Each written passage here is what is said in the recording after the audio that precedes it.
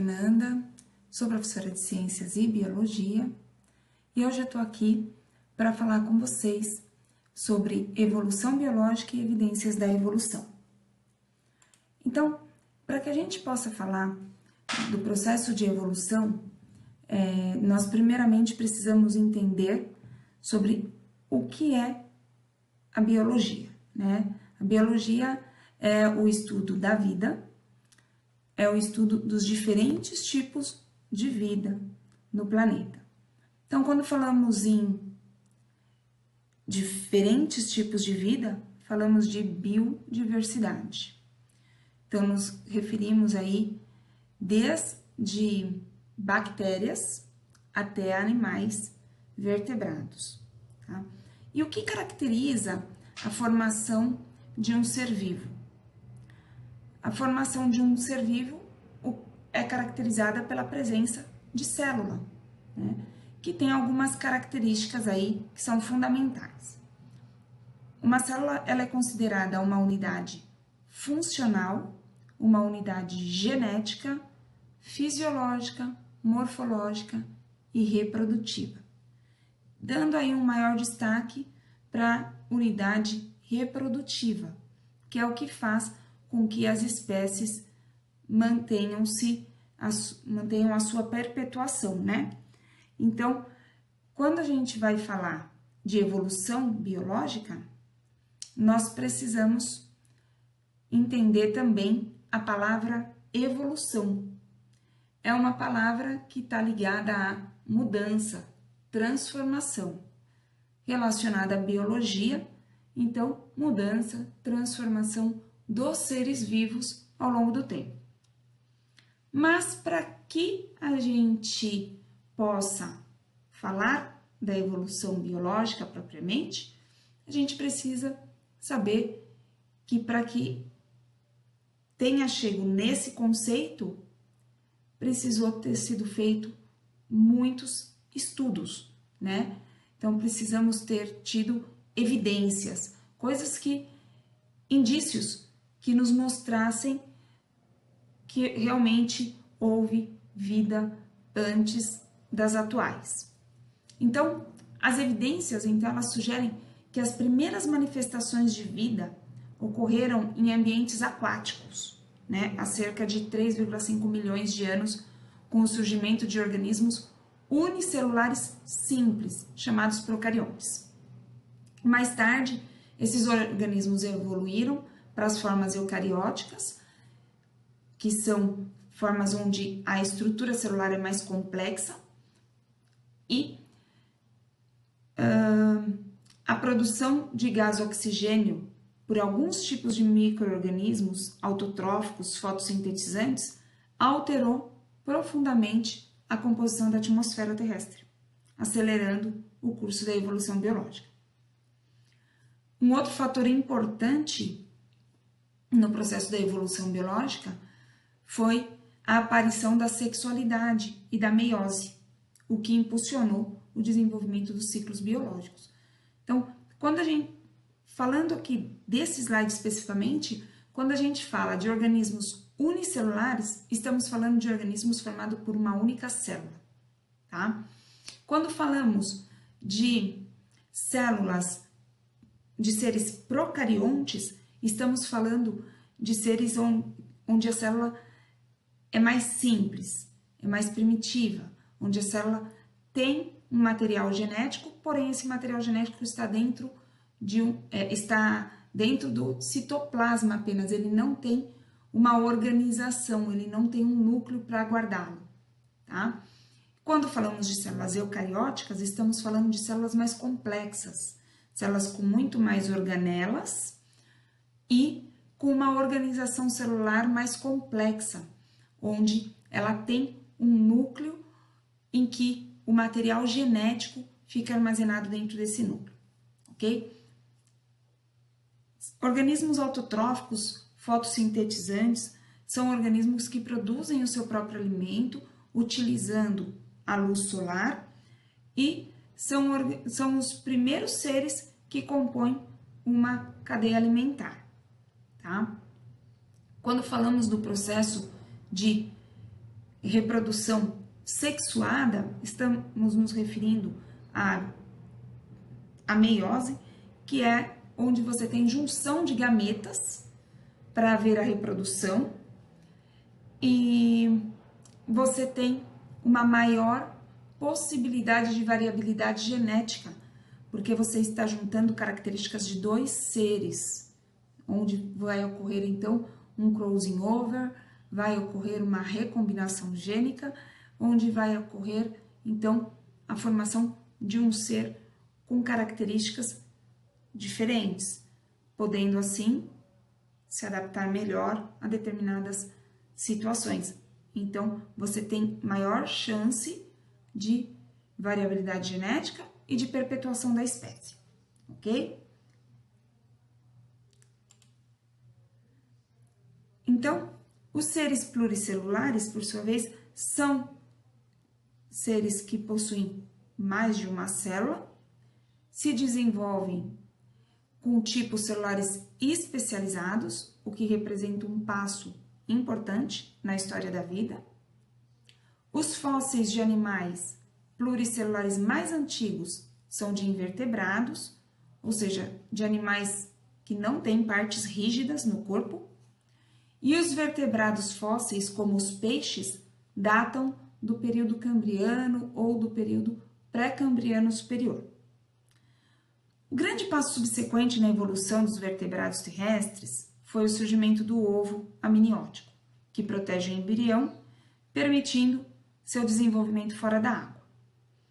Assim, se originou o grupo dos amniotas, que atualmente inclui répteis, aves e mamíferos. Esses animais, ao contrário da maioria dos anfíbios, não retornam para a água durante as etapas iniciais do seu ciclo de vida.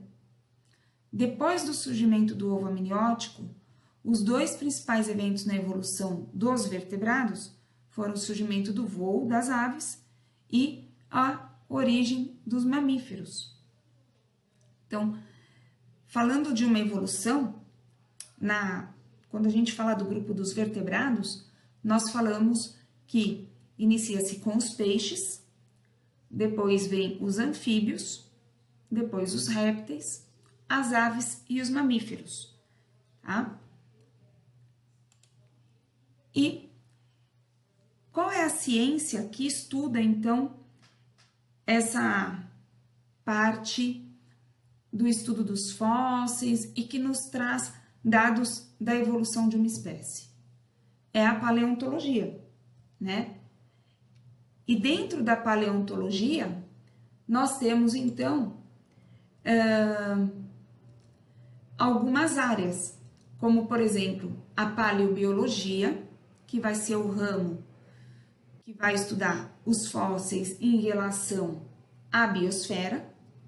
Podemos também ter a micropaleontologia, que é o ramo da paleontologia que vai estudar os seres microscópicos, que vai se ocupar de microfósseis, ok?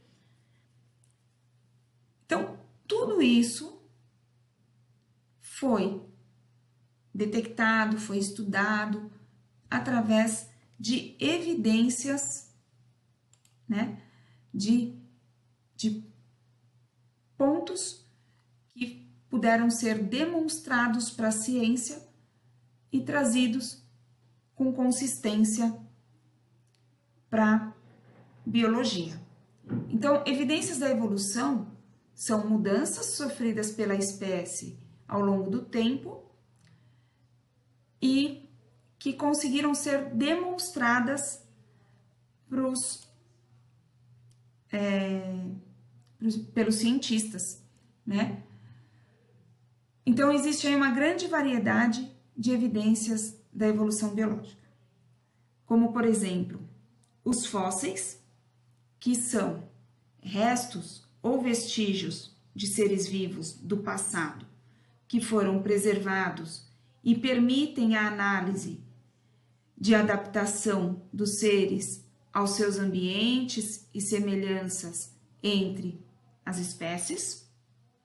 As estruturas dos seres vivos, essas estruturas podendo ser celulares ou moleculares, né? Que é a semelhança no DNA, no RNA e nas proteínas, refletindo aí um parentesco evolutivo entre as espécies.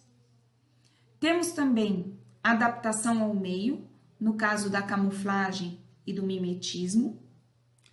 Temos a questão dos órgãos vestigiais, tá? Que são estruturas importantes nos ancestrais, porém pouco desenvolvidas na atualidade, como, por exemplo, a cauda dos primatas, que hoje, no ser humano, é considerado o apêndice, né? E temos também o estudo da genética, tá? Que vai mostrar aí toda a composição do DNA, do RNA.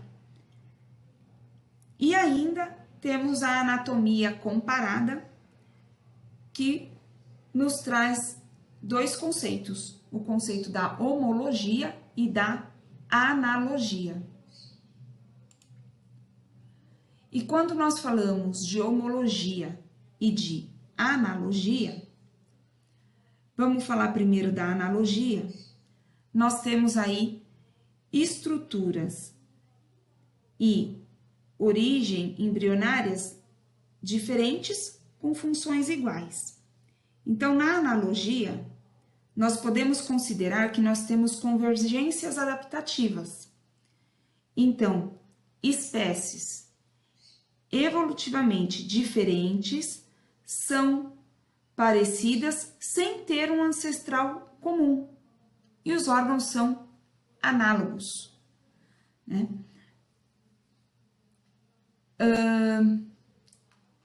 Quando nós falamos da analogia, por exemplo, nós estamos aqui nos referindo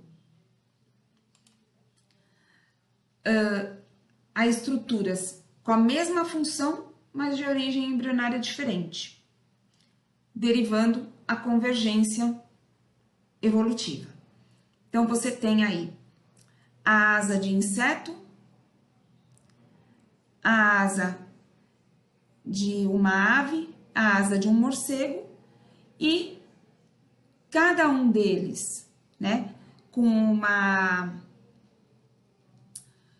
uma origem embrionária diferente. Na realidade, a origem embrionária do inseto é diferente da ave e do morcego. A da ave e do morcego tem a mesma origem embrionária, né, dos vertebrados. Porém, ambas não, né? As três têm a mesma função. Todas têm a mesma função, que é o voo. Então, apesar de terem origem embrionária diferente, a função é para a mesma coisa, né? No caso, o voo. Na homologia, nós temos mesma origem embrionária, mas você tem uma divergência evolutiva. Os órgãos são iguais, mas desempenham funções diferentes. Então, você tem aqui a asa de um morcego, o braço de uma pessoa, aqui você tem a pata dianteira de um cavalo e a nadadeira de uma baleia. Todas têm a mesma origem embrionária, se desenvolvem da mesma maneira, entre aspas. Porém, a asa serve para voar, o braço serve para alcançar, a perna do cavalo para cavalgar e a nadadeira da baleia para nadar. Então, você tem aí uma divergência evolutiva, uma divergência adaptativa, onde estruturas derivadas de uma mesma característica ancestral se diferem, apresentando formas e adaptações a fim de explorar diferentes recursos ambientais ou habitat, e os órgãos costumam ser homólogos. Algo muito interessante pode ocorrer. Se você analisar a asa de um morcego com a asa de uma ave, você vai dizer que está ocorrendo uma homologia, tá? Porque elas têm a mesma origem embrionária. Quando você faz a comparação da asa da ave com a asa do inseto com a asa do morcego, então a asa da ave com a asa do inseto, você vai ter uma analogia, porque elas têm origem embrionárias diferentes, porém a mesma função. Quando você vai ver a asa do inseto com a asa do morcego, também você tem origens embrionárias diferentes, porém a mesma função. Na homologia, você pode ter ou não a mesma função. Então, ela te leva para uma irradiação adaptativa. Essa irradiação adaptativa, ela diz que espécies com um ancestral em comum evoluem e se dividem em diferentes grupos e assim possuem órgãos homólogos, ok? Um outro ponto das evidências evolutivas que eu havia dito para vocês é a camuflagem e o mimetismo, e aqui eu vou mostrar para vocês.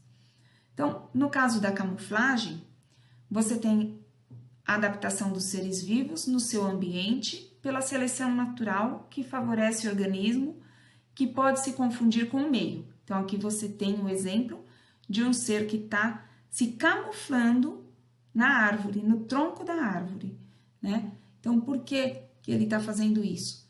Justamente para que ele possa se preservar, se alimentar, se defender, se proteger. No mimetismo, o ser vivo assume a forma de outro para garantir a sobrevivência.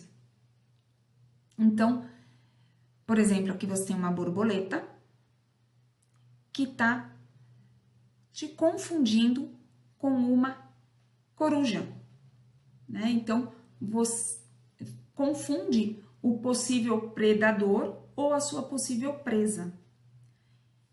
Então, são meios de garantir a sua sobrevivência, tá? Então, é isso. Aqui eu tenho para vocês um mapa conceitual abordando tudo isso que eu acabei de falar com vocês, tá? Se vocês conseguirem visualizar, ampliar essa imagem, acredito que vai ajudar bastante. Caso contrário, tem um link aqui para vocês poderem estar acessando, tá?